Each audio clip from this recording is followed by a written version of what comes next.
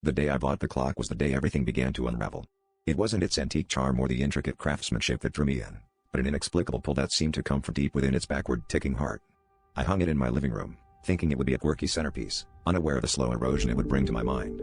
With each swing of the pendulum, a fog rolled in, clouding memories I once held dear. At first, it was little things, where I left my keys, the name of a childhood friend, but soon, I started forgetting the important parts of who I was.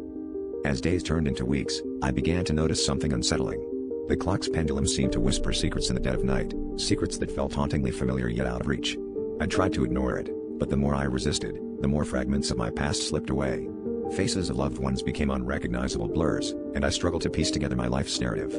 It was as if the clock was not only erasing my memories but rewriting them, leaving behind a gnawing sense of dread and a question I couldn't quite grasp. In desperation, I reached out to the clock's previous owner, an elderly woman who lived in the outskirts of town. Her house was filled with similar clocks, each one ticking in reverse. She looked at me with knowing eyes and told me that the clock was a vessel, a keeper of forsaken truths. It was meant to protect me from something I had wished to forget, a pact made in desperation. The pendulum's swings were not just marking lost time but were unraveling a past I buried deep within my subconscious. She warned me that uncovering the truth would come at a great cost.